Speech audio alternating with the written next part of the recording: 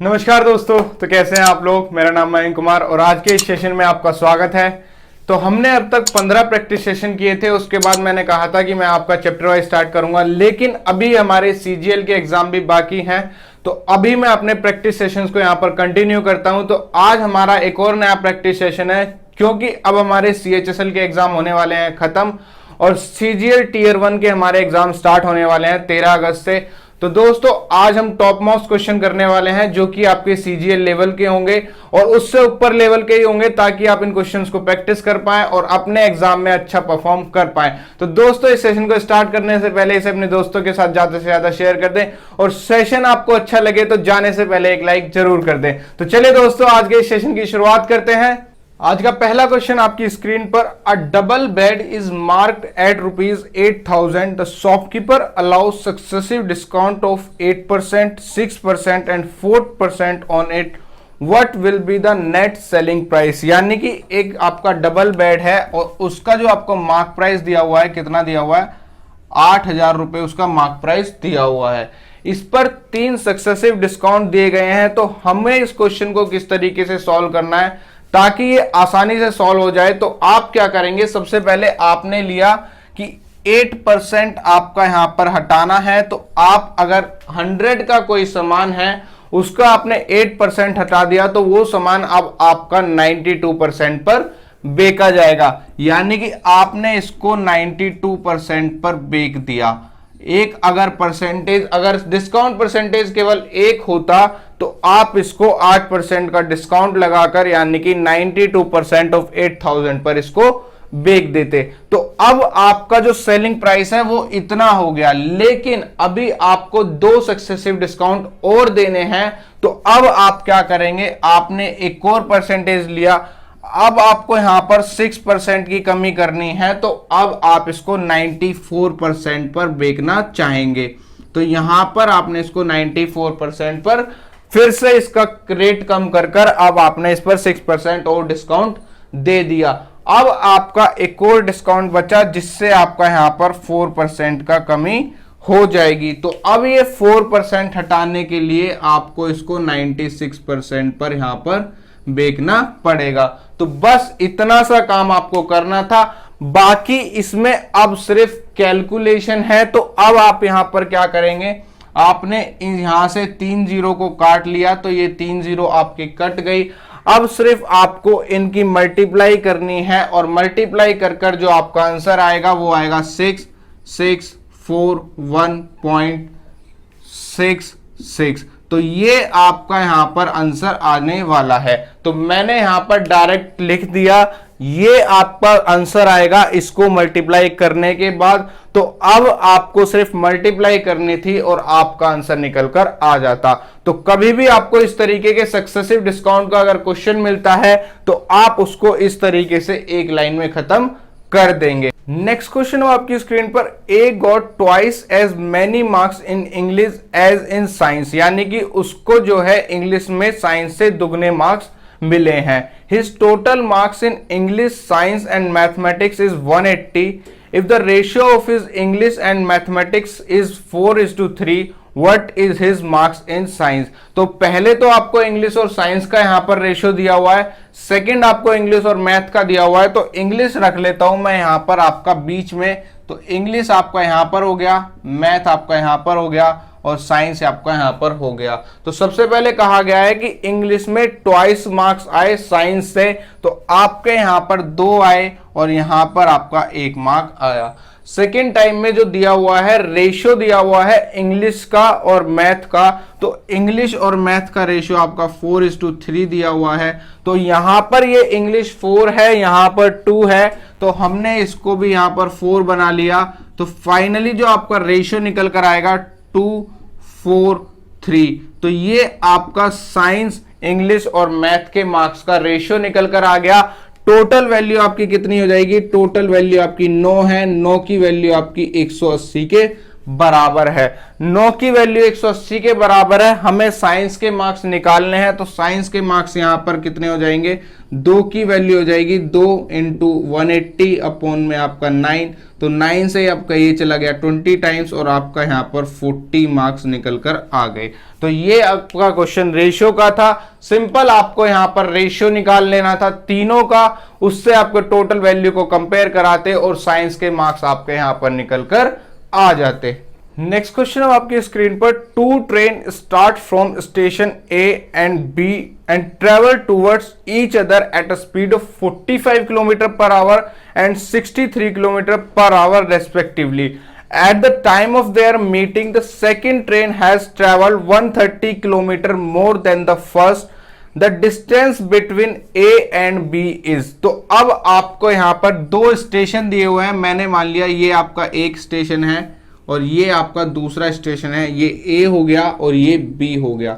पहली ट्रेन जो चली वो चली 45 किलोमीटर पर आवर की स्पीड से, दूसरी ट्रेन चली 63 किलोमीटर पर आवर की स्पीड से। तो अब जो इनका मीटिंग टाइम है वो आपका यहां पर सेम है, क्योंकि ये एक ही टाइम पर चले और एक ही टाइम पर ये आपस में मिलेंगे। तो अब मान लीजिए ये आपका यहां पर कहीं मिले, तो इसमें कहा गया है कि at the time of their meeting the second train has travel 130 kilometre more, यानी कि जो ये है बी वो 130 किलोमीटर ज्यादा चल चुका है। तो जितने घंटे में ए चलता है उतने घंटे में ही बी 130 किलोमीटर ज्यादा चल लेता है। तो अब अगर आपको पता हो तो आपका फॉर्मूला होता है distance equals to speed into time. अब अगर आपका यहां पर टाइम हो गया कांस्टेंट, तो यहां पर आप लिख सकते हैं t equals to d1 over s1 और ये आपका यहां पर हो जाएगा t equals to d2 over s2।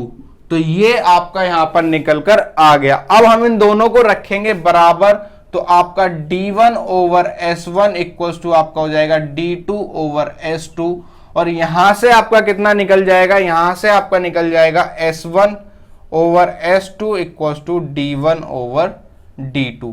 तो ये आपका रेशियो निकल कर आ जाता है तब आपका जब यहां पर टाइम कांस्टेंट होता है। तो जो रेशियो आपका स्पीड का है वही रेशियो आपका डिस्टेंस का होना चाहिए। तो आपका यहां पर s1 s2 का रेशियो यहां पर कितना दिया हुआ है, s1 s2 आपका 45/63 यहां पर दिया हुआ है। तो ये आपका 9 से चला गया 5 बार और ये 9 से चला गया 7 बार। तो d1 ओवर d2 का रेशियो भी आपका 5/7 निकल कर आ जाएगा।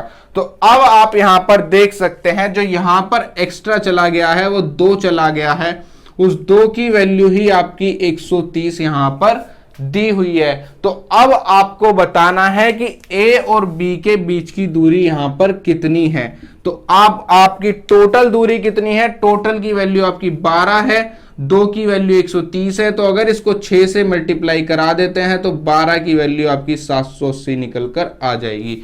तो A और B के बीच की दूरी आपकी 780 किलोमीटर है। तो ये वाला क्वेश्चन आपका इस तरीके से होता, आपने निकाल लिया S1 over S2 equals to D1 over D2।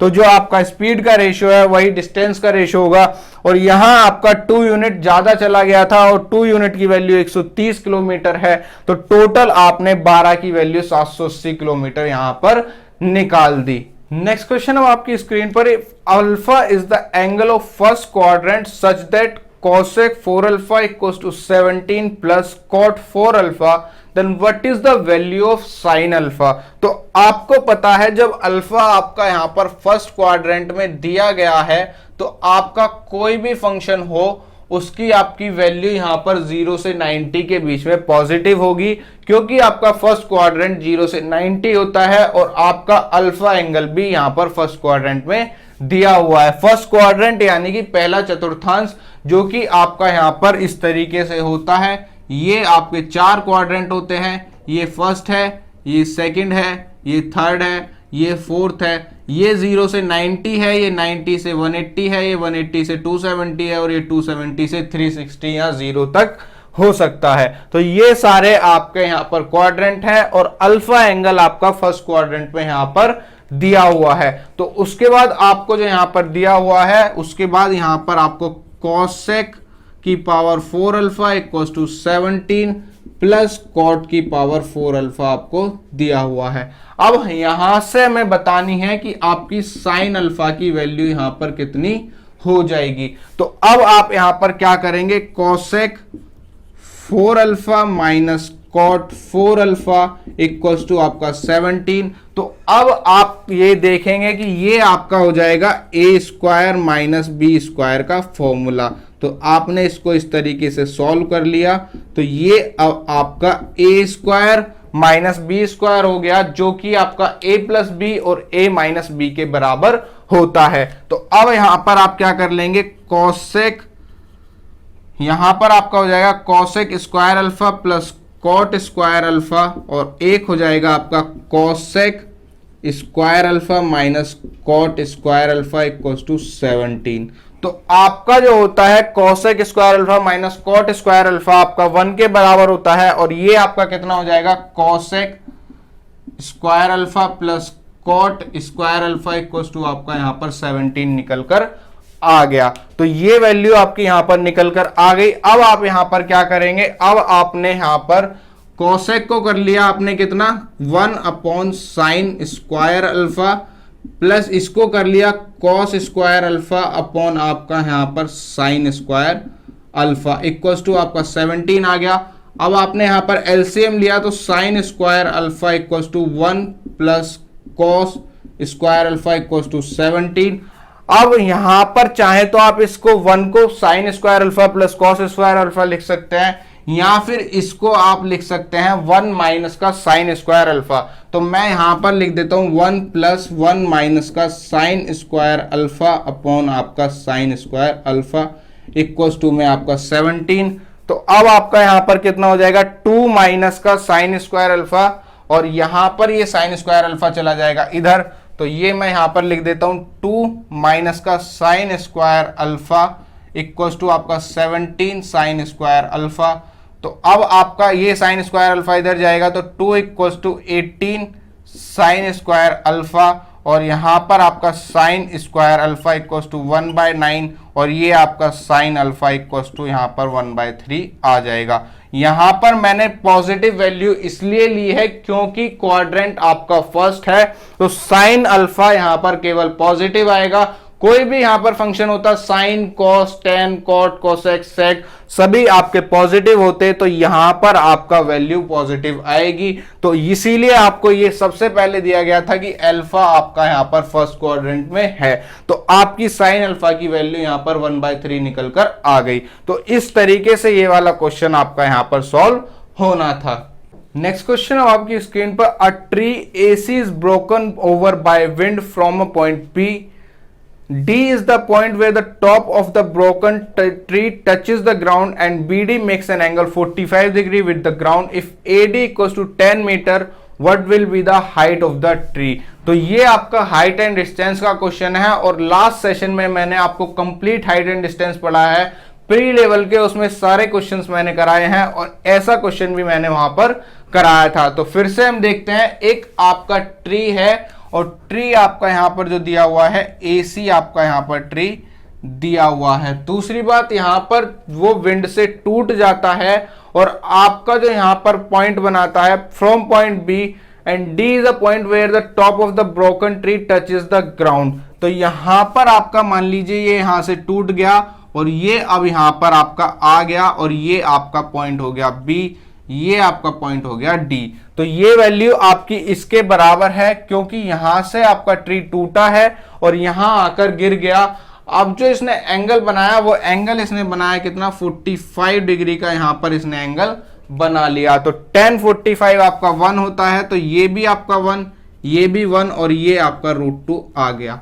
इसमें जो हमारी ट्री की टोटल हाइट है, ट्री की टोटल हाइट हमारी AB प्लस BD है, यानी कि 1 प्लस √2 हमारी ट्री की हाइट आएगी। तो अब आपका जो AD दिया हुआ है, AD आपका दिया हुआ है कितना, 10 आपका AD दिया हुआ है, यानी कि अगर 1 की वैल्यू आपकी 10 है, तो 1 प्लस √2 की वैल्यू आपकी कितनी हो जाएगी, 10, 1 प्लस √2 आपकी यहां पर हो जाएगी। तो ये आपकी यहां पर वैल्यू निकल कर आई, ये वैल्यू आपकी सभी मीटर में है। और एक और बात, अगर यहां पर आपसे कहा होता कि √2 की वैल्यू आपकी 1.414 है, तो यहां पर आप इसको कंप्लीट सॉल्व करते और आपका आंसर यहां पर कुछ निकलकर आ जाता पॉइंट में। तो यहां पर ऑप्शंस आपको रूट में दिए हुए थे, तो सिंपली आपका रूट में यहां पर आंसर निकलकर आ गया। नेक्स्ट क्वेश्चन अब आपकी स्क्रीन पर, a contractor undertakes to do a piece of work in 40 days, यानी कि एक कॉन्ट्रैक्टर ने काम लिया जो कि 40 दिनों में खत्म होना था।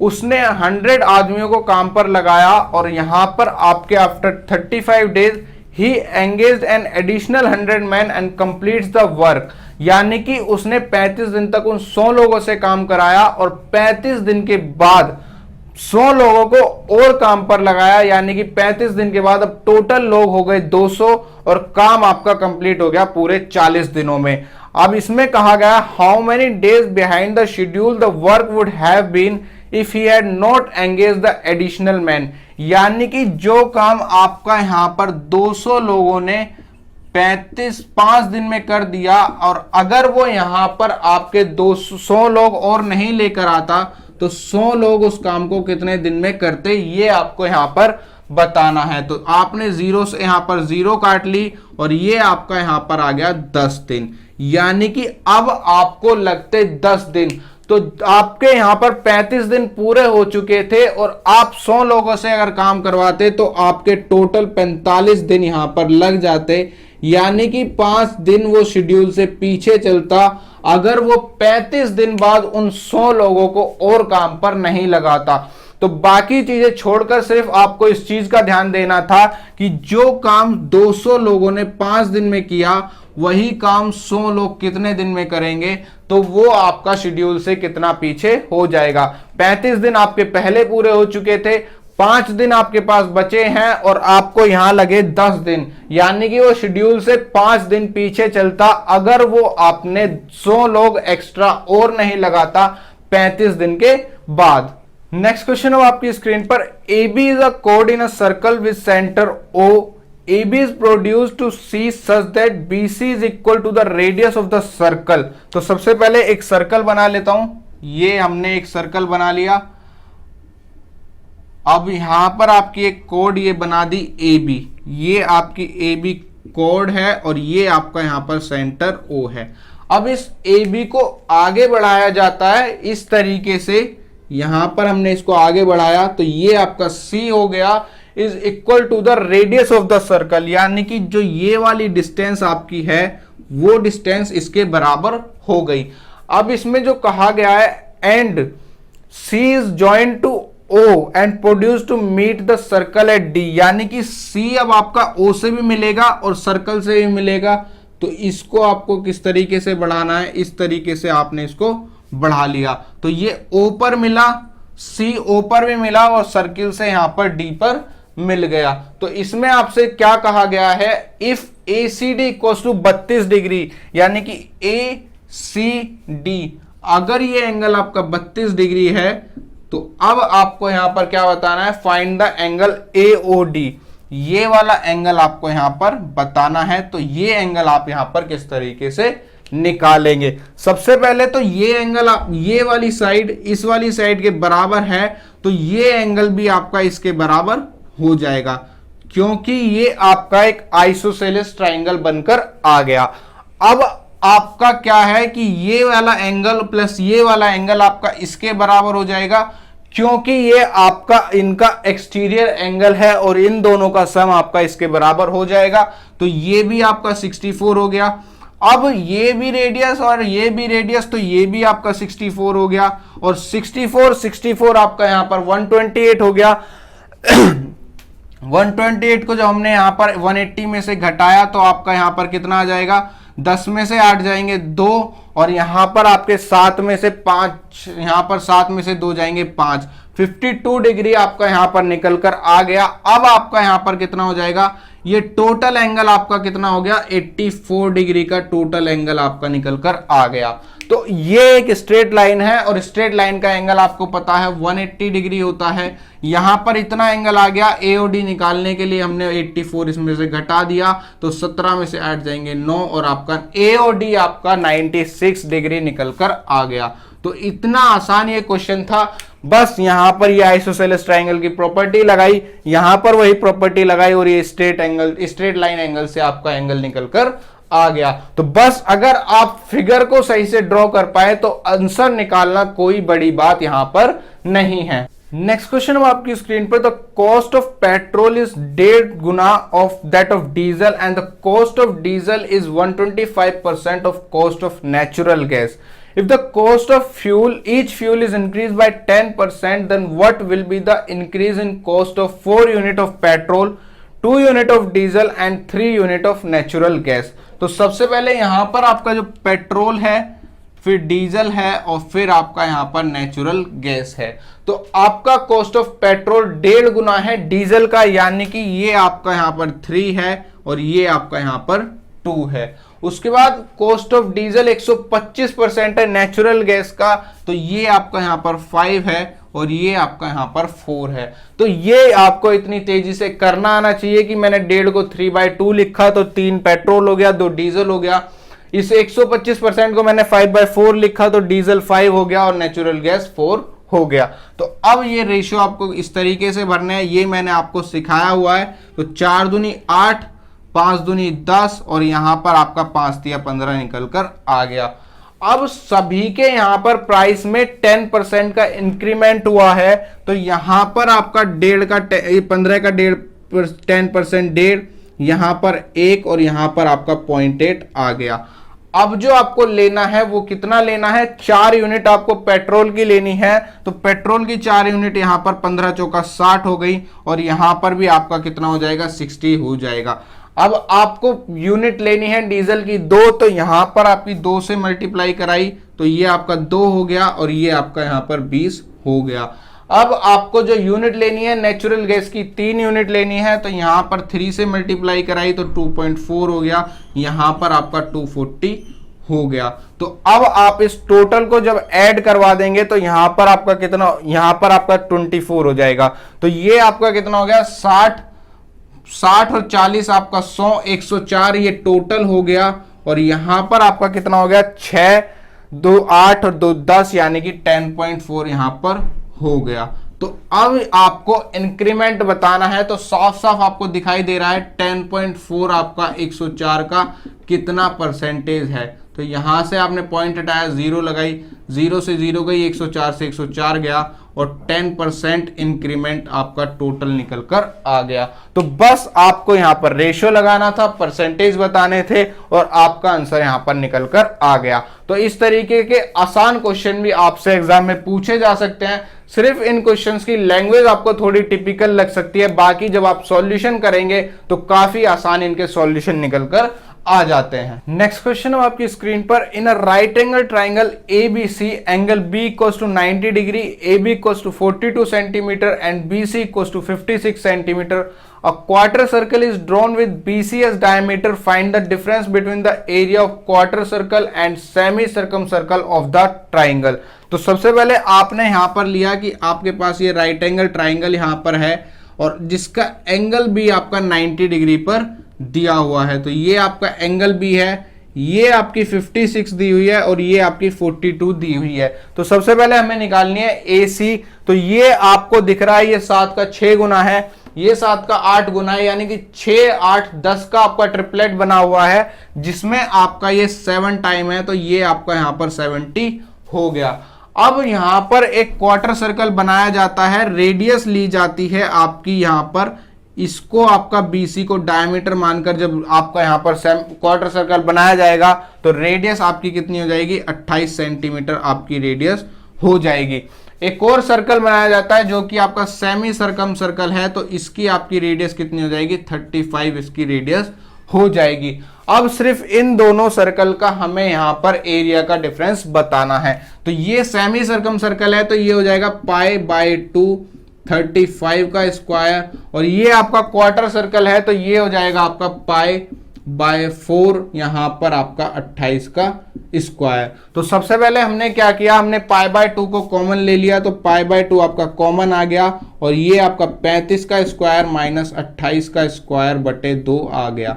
अब इसको जब सॉल्व करेंगे तो 35 का स्क्वायर आपका 1225 होता है, 28 का स्क्वायर 784 होता है और ये आपका 2 से डिवाइड हो जाएगा। तो 784 को जब 2 से डिवाइड करेंगे तो आपका कितना आ जाएगा, 2 तिया 6 और यहाँ पर 2 नीम 18 और 2 दूनी 4, यानी कि 392 आपका यहाँ पर निकल कर आ गया। 1225 से जब 392 को घटाया तो 5 में से 2 जाएंगे तो 3 आएगा, 12 में से यहाँ पर आपके 9 जाएंगे तो 3 आएगा, 11 में से 3 घटाएंगे तो आपका 8 आ जाएगा और ये आपका पाई बाय 2 आपका यहाँ पर बना हुआ है। अब पाई की वैल्यू हमें रखनी है तो 833 इंटू 22/7 इंटू 2 की वैल्यू यहाँ पर 2 से चला गया, 7 से इसको काटा तो 7 एकम 7, 1 बचा, फिर से इसको 7 से काटा तो 6 बचा और 7 निम 63 आपका यहाँ पर निकल कर आ गया। अब जब इसको मल्टीप्लाई करेंगे तो 119 आपका यहाँ पर आ जाएगा, तो ये 9, ये 0, ये 3, ये 1, 1309 सेंटीमीटर स्क्वायर आपका इन दोनों सर्कल का डिफरेंस निकलकर एरिया का आ गया। तो सिंपल सा क्वेश्चन था, बस आपको ये फिगर ड्रॉ करना था। बाकी area of circle, semi circle, quarter circle आपको पता होते हैं। पूरा सर्कल हो तो पाई आर स्क्वायर, आधा सर्कल हो तो पाई बाय 2 का आर स्क्वायर, 1/4 हो तो पाई बाय 4 का आर स्क्वायर और आपने यहां पर एरिया का डिफरेंस निकाल दिया। नेक्स्ट क्वेश्चन है आपकी स्क्रीन पर, find the unit digit of 8052 की पावर 7295 फैक्टोरियल मल्टीप्लाई 367 की पावर 295 फैक्टोरियल माइनस 27 की पावर 22। तो आपका जो दिया हुआ है 8052 की पावर आपका यहां पर 729 फैक्टोरियल आपका दिया हुआ है, मल्टीप्लाई आपका यहां जो दिया हुआ है 367295 फैक्टोरियल दिया हुआ है और यहां पर आपका 27 की पावर 22 आपका दिया हुआ है। तो आपको इनके यहां पर यूनिट डिजिट फाइनली बताना है। तो यूनिट डिजिट के लिए आपको यह पता होना चाहिए कि पावर को आप यहां पर 4 से डिवाइड करेंगे और जो आपका रिमाइंडर आएगा उसका आप उतना ही पावर कर देंगे यूनिट डिजिट का और आप इसको सॉल्व कर लेंगे। तो सबसे पहली बात ये आपका दिया हुआ है फैक्टोरियल में, तो कभी भी आपकी कोई भी संख्या अगर आपकी 4 फैक्टोरियल से ऊपर आपकी दी हुई है, क्योंकि आपका फैक्टोरियल का मतलब यहां पर कितना हो जाएगा, अगर 1 फैक्टोरियल है तो 1, 2 फैक्टोरियल है तो 1 इंटू 2, 3 फैक्टोरियल है तो 1 इंटू 2 इंटू 3 और 4 फैक्टोरियल है तो आपका 1 इंटू 2 इंटू 3 इंटू 4, यानी कि आपकी कोई भी वैल्यू अगर 4 फैक्टोरियल या उससे ऊपर है तो वो डेफिनेटली आपकी 4 से डिवाइड हो जाएगी। तो यहां पर ये वैल्यू आपकी अगर 4 से डिवाइड हो जाती है तो रिमाइंडर आपका 0 आता है, लेकिन उस कंडीशन में हम पावर को 4 टाइम्स कर देते हैं। तो यहां पर 2 की पावर को आपने 4 बार किया तो 2 दूनी 4 दूनी 8 दूनी 16, यानी कि आपका यूनिट डिजिट इसका 6 निकल कर आ गया। ये भी आपका कंप्लीटली डिवाइड हो जाएगा तो इसकी पावर भी 4 टाइम्स करेंगे तो 3 7 सत्ते 49 सत्ते 343 सत्ते, यहां पर आपका फाइनली यूनिट डिजिट 1 निकल कर आ जाएगा। तो ये आपका यूनिट डिजिट आ गया। अब 22 को अगर हम 20 से डिवाइड कर देते हैं तो रिमाइंडर आपका कितना आता है, 2 आपका रिमाइंडर आ जाता है। तो 2 रिमाइंडर आने के बाद 27 की पावर 2 बार करनी है, यानी कि 7 सत्ते आपका 49 आ जाएगा। तो ये 6 माइनस 9 आपका यहां पर आएगा, लेकिन आपको यहां पर इस 6 माइनस 9 को -3 नहीं लिखना, क्योंकि वैल्यू आपकी यही बड़ी है। तो आप यहां पर इसको 16 बना लेंगे तो आपका 16 में से 9 जाएगा तो ये 7 निकल कर आ जाएगा। कभी आप अगर ऑप्शन में -3 दिया होता तो आप -3 लगा लेते, लेकिन आपको देखना पड़ेगा कि ये वैल्यू पहले वाली ज्यादा बड़ी है तो ये पॉजिटिव आएगा, यानी कि आपका 16 माइनस 9 आप इसको कर देंगे तो आपकी यूनिट डिजिट यहां से आपकी 7 निकल कर आ गई। तो फैक्टोरियल का आप ध्यान रखेंगे, कभी भी यूनिट डिजिट में अगर फैक्टोरियल आ जाता है और उसकी वैल्यू अगर 4 से बड़ी है, फैक्टोरियल 4 है या 4 से बड़ी है, तो डेफिनेटली आपकी 4 से डिवाइड होगी और रिमाइंडर आपका यहां पर 0 आ जाएगा। तो उसके बाद उस नंबर की यूनिट डिजिट के आप 4 टाइम्स कर देंगे और यूनिट डिजिट आप आसानी से निकाल देंगे। नेक्स्ट क्वेश्चन है आपकी स्क्रीन पर, the distance between the centre of the two circle having radii 13 centimetre and 6 centimetre is 25 centimetre, find the length of the direct common tangent. तो यहां पर आपकी दो सर्कल दिए हुए हैं, एक सर्कल आपका ये है, एक सर्कल आपका ये है। इन दोनों के सेंटर से जो दूरी दी गई है वो कितनी दी गई है, 25 सेंटीमीटर यहां पर दी गई है, और रेडियस इनकी 13 सेंटीमीटर और 6 सेंटीमीटर है। तो यहां पर आपकी दो तरीके की टेंजेंट बनती है, एक तो आपकी डायरेक्ट कॉमन टेंजेंट जो कि ये हो गई, और एक आपकी यहां पर ट्रांसवर्स टेंजेंट बन जाती हैं। तो अब आपसे यहां पर length of the direct common tangent पूछा गया है, तो यानी कि आपका डी सी टी जो आपका होता है वो कितना हो जाता है, under root D square. D square आपका कितना होता है, डी स्क्वायर आपका distance between their centres minus आपका यहां पर R1 माइनस R2 का स्क्वायर, ये आपका जो होता है डायरेक्ट कॉमन टेंजेंट निकल कर आता है। क्योंकि आपकी DCT की वैल्यू बड़ी होती है तो इसमें से आप इनको घटाएंगे तो छोटी वैल्यू आपकी घटनी चाहिए। तो आपका यहां पर कितना आ जाता है, अंडर रूट में डी का स्क्वायर आपका 25 का स्क्वायर आपको यहां पर करना पड़ेगा, माइनस 13 माइनस 6 का आप स्क्वायर करेंगे तो अंडर रूट में आपका यहां पर कितना आ जाएगा, 25 का स्क्वायर माइनस का आपका यहां पर 7 का स्क्वायर। तो अब आपको पता होना चाहिए कि आपकी एक वैल्यू होती है जो आपका ट्रिपलेट होता है 7 24 25 का। तो 25 स्क्वायर में से जब 7 स्क्वायर आप यहां पर घटाएंगे तो यहां पर आपका कितना आएगा, 24 का स्क्वायर आएगा, और वैल्यू आपकी 24 निकल कर आ गई। तो 24 सेंटीमीटर आपकी डीसीटी की वैल्यू निकल कर आ गई। तो ये तो था आपका डीसीटी यानी कि डायरेक्ट कॉमन टेंजेंट। अगर आपसे टीसीटी पूछा जाता यानी कि ट्रांसवर्स कॉमन टेंजेंट पूछा जाता तो आपका कितना हो जाता, डी का square minus R1 plus R2 का होल स्क्वायर, और आप अपना आंसर यहां पर निकाल देते। तो डीसीटी और टीसीटी आपको ध्यान रखने हैं। डीसीटी की वैल्यू बड़ी होती है इसलिए इसमें से आपकी ये वैल्यू घटनी होती है, R1 माइनस R2 होता है। टीसीटी आपका छोटा होता है यहां पर, इसलिए इसको R1 प्लस R2 कर देते हैं और आपकी वैल्यू यहां पर निकल कर आ जाती है। नेक्स्ट क्वेश्चन आपकी स्क्रीन पर, Polino's family has 7 members including him, his wife, his 3 children and parents। यानी कि यहां पर आपके पॉलिनो है, उसकी वाइफ है, 3 आपके चिल्ड्रन हैं और उसके यहां पर आपके पेरेंट्स यानी कि आपके फादर और मदर हैं। तो ये आपके यहां पर 7 लोग हो गए। The average age of his children is 12 years, यानी कि इनकी एवरेज एज आपकी कितनी दी हुई है, 12 ईयर। तो इनकी टोटल एज आपकी 36 ईयर यहां पर हो गई। तो और उसके बाद यहां पर कहा गया average age of his parents is 59 years, यानी कि इनकी एज आपकी एवरेज एज 59 है। तो उसका अगर आप 2 गुना कर देंगे तो यहां पर आपका कितना आ जाएगा, 118 यहां पर आ जाएगा। तो अब आपके यहां पर 36 साल उसके बच्चों की एज है, 118 साल उसके माँ बाप की एज है, and his wife age is equal to the sum of the ages of his children. और उसकी जो वाइफ की एज है वो उसके sum of the ages of उसके चिल्ड्रन है, यानी कि वाइफ उसकी यहां पर 36 साल की है। तो वाइफ की एज यहां पर 36 साल निकल कर आ गई। अब इसमें पूछा गया find the difference between the पॉलिनोज एंड हिज वाइफ एज। तो यहां पर आपको पॉलिनो की जब एज का पता ही नहीं है तो आप डिफरेंस किसकी एज का निकालेंगे। तो लास्ट ऑप्शन यहां पर दिया हुआ है डाटा इनसफिशिएंट का।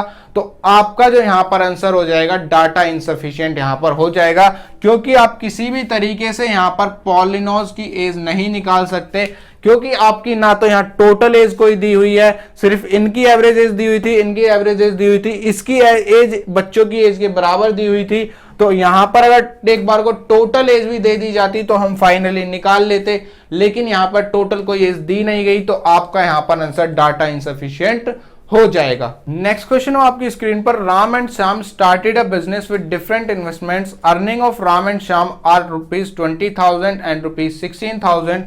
If the amount was divided solely according to their investment, Shyam would have received 6,000 more than his share of profit. Find the investment of Ram if Shyam invested 88,000. तो यहां पर आपको सबसे पहले राम और श्याम की अर्निंग दी गई है। तो ये आपके 20,000 रुपए कमाता है और ये आपके यहां पर 16,000 रुपए कमाता है। उसके बाद यहां पर कहा गया है अगर उनकी राशि को उनके निवेश के अनुसार विभाजित किया जाता तो शाम को 6,000 रुपए उसके प्रॉफिट में ज्यादा मिलते। तो शाम को अगर 6,000 ज्यादा मिलते तो यानी कि यहां से आपको 6,000 घटाने थे और यहां आपको 6,000 जोड़ने थे। तो यहां पर आपके 6 और 6 12, तो ये 22,000 हो गया और ये आपका कितना हो जाएगा, ये आपका 14,000 यहां पर हो गया। तो ये इनका आपका प्रॉफिट हो जाता अगर इनके इन्वेस्टमेंट के अनुसार वहां पर उनकी राशि को विभाजित किया जाता। तो सबसे पहले आपने यहां पर रेशियो निकाल लिया, तो रेशियो आपका यहां पर कितना आ जाएगा, 2 से 11, 2 से 7, यानी कि राम और श्याम की इन्वेस्टमेंट का जो आपका रेशियो है 7:11 आ गया। अब इसमें कहा गया है कि आपको इन्वेस्टमेंट ऑफ राम बतानी है जब श्याम 88,000 रुपए लगाता है, यानी कि 11 की वैल्यू 88,000 आपके किसके बराबर हो जाएगी, 8 टाइम्स ऑफ 11,000 हो जाएगी। तो यहां पर आपका 8 टाइम्स ऑफ 8,000 टाइम्स कितना हो जाएगा, 8 सत्ते 56,000 यहां पर निकल कर आ जाएगा। तो राम यहां पर 56,000 रुपए लगाता है जब आपका श्याम यहां पर 88,000 रुपए का निवेश करता है। तो सिर्फ आपको इसमें समझने वाली बात इतनी थी कि यहां पर राम के आपको 6,000 निकालकर श्याम को देने थे अगर उनके इन्वेस्टमेंट के रेशियो में उनको यहां पर प्रॉफिट निकालना था। पहले प्रॉफिट 20,000 16,000 दिया हुआ था, बाद में आपका 14,000 और 22,000 हो गया और आपने यहां से राम का इन्वेस्टमेंट निकाल दिया। नेक्स्ट क्वेश्चन है आपकी स्क्रीन पर, if it in 3 years at simple interest the principal increases by 18%, what will be the compound interest in rupees earned on 25,000 in 3 years at the same rate। तो यहां पर अगर आपका प्रिंसिपल 100% है तो आपका जो यहां पर इंक्रीज हुआ वो 18% का इंक्रीज हुआ सिंपल इंटरेस्ट पर, जो कि आपको 3 साल में मिला, यानी कि पर ईयर जो आपका रेट निकल कर आएगा सिंपल आपका 6% निकल कर आ जाएगा। इसीलिए इसको सिंपल इंटरेस्ट कहा जाता है क्योंकि यहां पर ईयर का रेट आपका बराबर होता है। तो 3 साल में अगर आपका 18% बन रहा है तो 1 साल का आपका 6% हो जाएगा। अब इस परसेंटेज से आपको 25,000 पर 3 साल का कंपाउंड इंटरेस्ट यहां पर आपको बताना है। तो हम इसको किस तरीके से सॉल्व करेंगे, हमने लिया 6 प्लस 6 इंटू 6 अपॉन में 100, तो आपका 6 12.36 यहां पर आपका निकल कर आ गया। अब इसमें अगर हम फिर से करेंगे तो 6 प्लस 6 इंटू 12.36 अपॉन में आपका यहां पर कितना आ जाएगा 100, तो ये आपका कितना हो जाएगा 12 6 18, यानी कि 18.36 प्लस आपका यहां पर कितना आ जाएगा 6 6 36, यहां पर 6 3 18 और 3 21, 6 दूनी 12 और 2 14, 6 कम 6 और 1 7। तो अब आपके पॉइंट यहां पर सबसे आगे लग जाएगा, यानी कि 0.7416 आपको इसमें जोड़ना पड़ेगा। तो आपका यहां पर कितना हो जाएगा 6 1 6 4 10 7 3 10 और 1 11 8 और 1 19, यानी कि 19.1016 की आपको वैल्यू बतानी है। परसेंटेज ये आपका इतना हो गया, तो 25,000 का 19.1016 परसेंटेज, यानी कि आपका अपॉन 0 पॉइंट हटाई आपके 4 0 और लग जाएंगे, तो 1 2 3 1 2 3।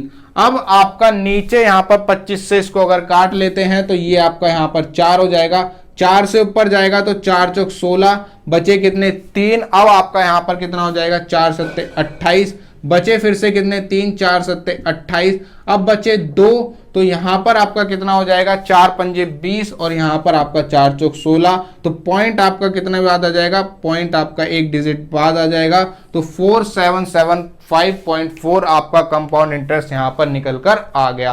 तो बस आपको सिंपल इंटरेस्ट दिया हुआ था कि 18% से इंक्रीज होता है, 6% निकाल दिया और यहां से हमने कंपाउंड इंटरेस्ट अपना निकाल दिया। नेक्स्ट क्वेश्चन आपकी स्क्रीन पर, in the following figure O is the centre of the circle and AC is the diameter, angle ADB equals to 120 degree, radius of the circle is 6 centimetre, what is the area of triangle ABC। तो सबसे पहले यहां पर मैं आपको diagram बना देता हूं। तो ये आपका यहां पर डायग्राम दिया हुआ है, इसमें आपको दी हुई है AB आपकी यहां पर एक कॉर्ड है, ये आपकी कोड है, AC आपका डायमीटर है, तो ये आपका यहां पर डायमीटर हो गया, तो ये आपका यहां पर कितना हो जाएगा, ये 90 डिग्री का बन जाएगा। ये डायमीटर है, ये सेंटर है ACB और उसके बाद यहां पर जो आपको दिया हुआ है एंगल ADB 120 डिग्री दिया हुआ है, तो ये आपका यहां पर एक एंगल बना, तो ये आपका 120 डिग्री का यहां पर बन गया। अब आपको यहां पर जो दिया हुआ है रेडियस आपको 6 दी हुई है, यानी कि ये 6 टोटल आपकी कितनी हो गई 12 सेंटीमीटर आपकी यहां पर रेडियस डायमीटर आ गई। ये 120 है, तो ये एंगल आपका कितना हो जाएगा, ये एंगल आपका 60 डिग्री का हो जाएगा, क्योंकि ये कोड आपको इनको दो यहां पर सेगमेंट्स में बांट रही है। ये आपका माइनर सेगमेंट, ये आपका मेजर सेगमेंट, और इन दोनों के एंगल का सम आपका 180 डिग्री होता है। एक तरीके से ये आपका साइक्लिक क्वाड्रिलेटरल भी है, तो ये आपका 180 डिग्री का तब भी यहां पर सम हो जाएगा, क्योंकि साइक्लिक क्वाड्रिलेटरल में आपके अपोजिट एंगल का सम 180 डिग्री होता है। तो ये 60 है, तो ये 90 बचा हुआ आपका 30 हो गया।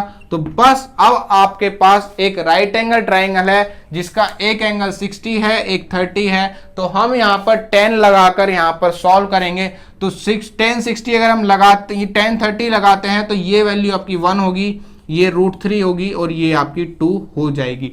तो हमें जो यहां पर निकालना है 1√3 की वैल्यू सबसे पहले निकालेंगे। अगर 2 की वैल्यू 12 है तो 1 की वैल्यू 6 हो जाएगी और √3 की वैल्यू आपकी 6√3 हो जाएगी। अब हमारे पास हाइट है, बेस है, एरिया कैसे निकलेगा, तो एरिया आपका हो जाएगा 1/2 6 × 6√3, 2 से चला गया 3 बार और आपका 18√3 यहां पर आंसर निकल कर आ गया। तो बस आपको ये पता होना चाहिए था, ये एक साइक्लिक क्वाड्रिलेटरल है, अपोजिट एंगल का सम 180, ये आपकी साइड दी हुई है। ये आपको यहां पर ट्रिग्नोमेट्री लगानी थी, क्योंकि आपका 10 60 1/√3 होता है और 10 आपका परपेंडिकुलर अपॉन बेस होता है। ये परपेंडिकुलर, ये बेस, तो हमने इसको आसानी से सॉल्व करके यहां पर अपना आंसर निकाल दिया। नेक्स्ट क्वेश्चन हो आपकी स्क्रीन पर, 3 bottles of equal capacity contain mixture of milk and water in the ratio 2:3, 3:5 and 4:5 respectively. These 3 bottles are emptied into a large bottle. What is the ratio of milk and water respectively in the large bottle? तो अब आपको milk और water का ratio दिया हुआ है 3 बोतल में, और इन सभी को आपको एक बोतल में खाली कर देना है, तो आपका मिल्क और वाटर का रेशियो यहां पर कितना हो जाएगा। तो ये आपका 2:3 है, ये सेकंड आपका यहां पर 3:5 है, और थर्ड आपका यहां पर 4:5 दिया हुआ है। तो सबसे पहले ये आपका कितना हो गया 9, ये आपका हो गया 8 और ये आपका हो गया 5। तो यहां पर आपका कोई भी इसमें कॉमन मल्टीपल नहीं है, तो आपको इनको बराबर करने के लिए इसको करना पड़ेगा 72, इसको करना पड़ेगा 45 और इसको करना पड़ेगा 40 से मल्टीप्लाई।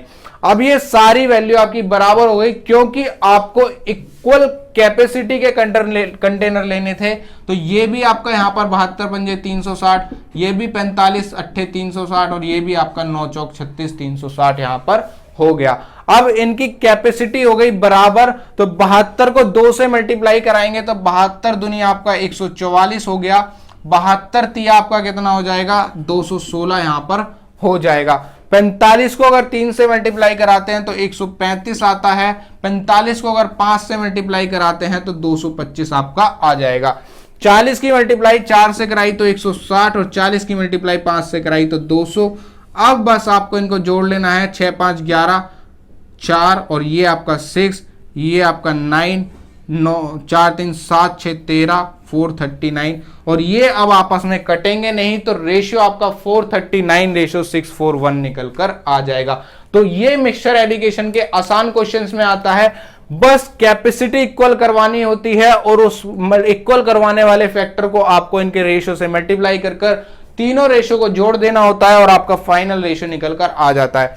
अगर इसमें आपस में कुछ कट रहा होता तो हम काट देते, लेकिन यहां पर कुछ नहीं कटेगा, तो फाइनली आपका रेशियो 439:641 निकल कर आ गया। नेक्स्ट क्वेश्चन आपकी स्क्रीन पर, trader has 13 quintals of wheat, he sold at part of it at 14% profit and the rest at 24% profit, so that he made a total profit of 18%. How much wheat did he sell at 24%? तो यहां पर आपको सारी चीज profit percentage में दी हुई है, और एक चीज आपको दी हुई है कि टोटल उसके पास 13 कुंटल था, यानी कि आपका यहां पर जो निकल कर आ जाएगा 1300 किलो निकल कर आ जाएगा। और हमें बताना है 24% में उसने कितना यहां पर वेट बेका। तो इस क्वेश्चन को आप सबसे आसानी से जो करते हैं एलिगेशन से करते हैं। ये आपका प्रॉफिट परसेंट जो कि उसने पहला बेका, दूसरा आपका यहां पर 24% जो कि उसने सेकेंड बेका, फाइनली जो उसे टोटल प्रॉफिट हुआ वो 18% का हुआ। और एलिगेशन में मैं आपको बता चुका हूं जो चीज आपकी डिनोमिनेटर में होती है उसका रेशियो आपका यहां पर निकल कर आता है। तो यहां पर जो आपकी डिनोमिनेटर में है वो आपका यहां पर निकल कर आ जाएगा कितना, कि उसने कितना वेट बेका। तो 14% से 18% यहां पर 4 आ गया, 24 से 18 6 आ गया, और ये 3-2 के रेशियो में बट गए। तो हमें बताना है 24 वाला। तो 24 वाला बताने के लिए आपकी 5 की वैल्यू कितनी हो जाएगी 1300, और हमें यहां पर निकालनी है 2 की वैल्यू। तो 2 × 1300 अपॉन 5 से इसको काटा तो 2 6 0 और 520 kg आपका निकल कर आ गया। यानी कि जो उसने 24% पर बेका था वो आपका 520 किलो यहां पर बेका गया था। तो ऐसे क्वेश्चंस को आप एलिगेशन से बिल्कुल आसानी से कर देंगे। जब आपको 2 प्रॉफिट दिए हो और एक प्रॉफिट एक लॉस दिया हो और फाइनली उससे कोई प्रॉफिट या लॉस हो रहा हो तो एलिगेशन लगाएंगे और आपका आंसर आसानी से निकल जाएगा। नेक्स्ट क्वेश्चन है आपकी स्क्रीन पर। Solid metallic cone of height 10 centimetre, radius of base 20 centimetre is melted to make spherical balls of each of 4 centimetre diameter, how many such balls can be made. यानी कि जब आपका melt करने वाला कोई क्वेश्चन आता है और 2 फिगर्स आपको 3D वाले दिए हों तो एक का वॉल्यूम आपको दूसरे के बराबर रख देना है और जो भी उसमें पूछा जाएगा वो निकाल देंगे। तो यहां पर आपको स्फेयर की डायमीटर तो दी हुई है तो आपको सिर्फ उनके नंबर्स निकालने हैं कि जब एक कोन को पिघलाया जाता है तो आपके कितने स्फेरिकल बॉल्स बनेंगे।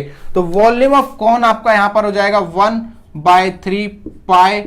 आर की वैल्यू आपकी यहां पर कितनी दी हुई है 20 यानी कि आर स्क्वायर, और एच आपका यहां पर कितना दिया हुआ है 10 सेंटीमीटर दिया हुआ है। अब volume of sphere 4/3 pi. R आपका यहां पर कितना हो जाएगा 2, क्योंकि डायमीटर 4 है तो 2 × 2 × 2 और नंबर ऑफ बॉल्स आपके n हो जाएंगे। बस अब आपको यहां पर पाई से इस पाई को काट लिया, 3 से इस 3 को काट लिया, 4 से 5 बार चला गया, अब ये 4 से फिर से 5 बार चला गया और ये 2 से 5 बार चला गया और आपका जो n है 125 आपका निकल कर आ गया। यानी कि जब इस कोन को पिघलाया जाता है तो 4 सेंटीमीटर डायमीटर की आपकी 125 बॉल्स बनाई जा सकती हैं। तो मेल्टिंग वाले क्वेश्चन में सिर्फ आपको वॉल्यूम को वॉल्यूम से कंपेयर कराना है और आपका आंसर निकल कर आ जाएगा।